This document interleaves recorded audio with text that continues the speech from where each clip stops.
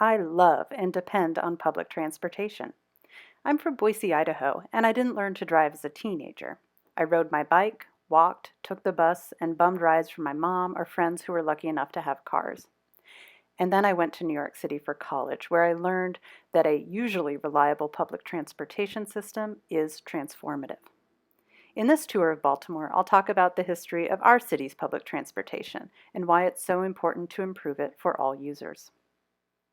Baltimore's first trolley system rolled by horse on July 26, 1859, from the foot of Broadway in Fells Point.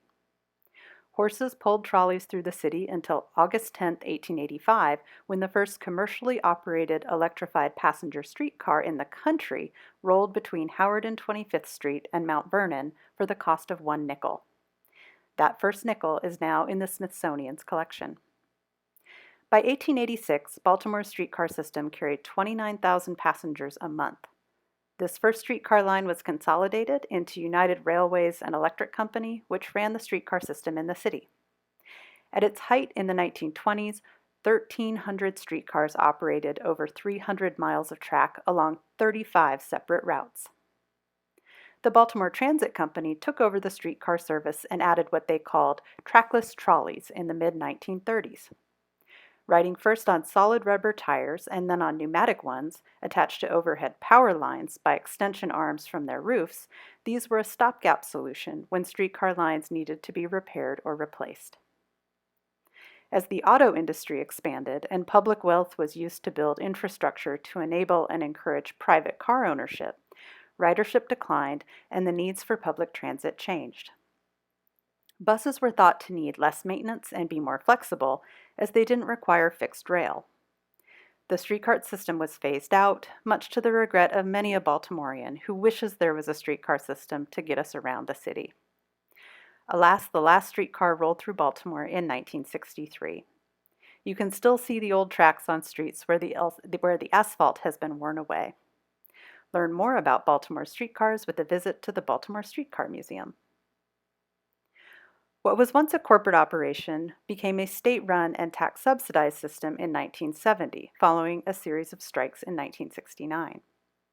The Maryland Department of Transportation, or MDOT, became the state agency in charge, and the Baltimore Metropolitan Transit Authority, now known as the MTA, or Maryland Transit Administration, took over operations in the city. MTA was also tasked with operating transit in the Baltimore region and developing a regional rapid rail system. Maryland Area Regional Commuter, or MARC, train service was first known as Maryland Rail Commuter. The 3 lines operate along lines dating from the 19th century. The Camden line, for example, operates partly on the very first B&O Railroad line between Baltimore and Ellicott City. After many reorganizations under Amtrak and Conrail, the 3 commuter lines were consolidated as MARC in 1984.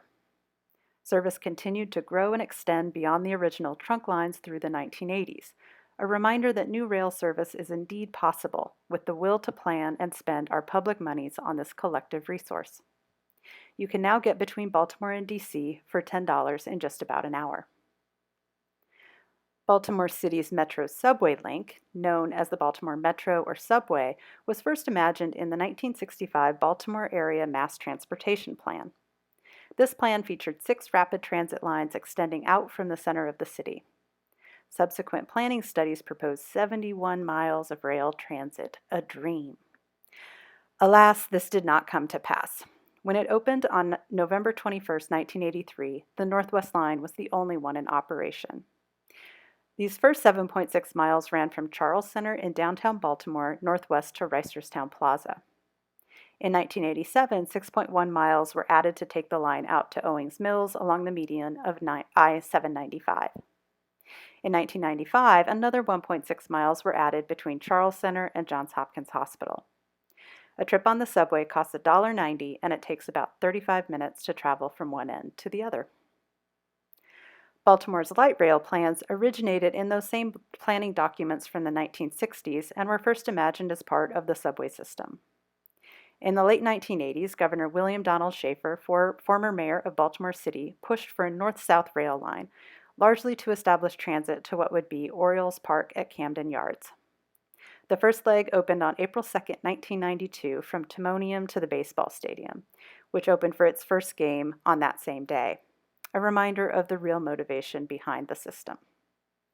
The light rail system opened in stages over the next 14 months, and stations were meant to be flexible and change over time.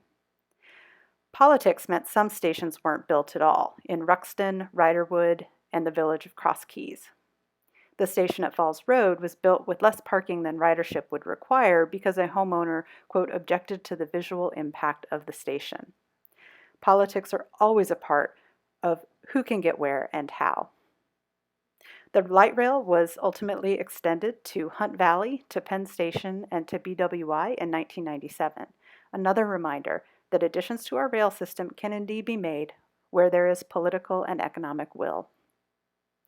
The lack of political and economic will to make real progress in our public transportation system was on full display when Governor Larry Hogan canceled the Red Line, a proposed rail line connecting East and West Baltimore.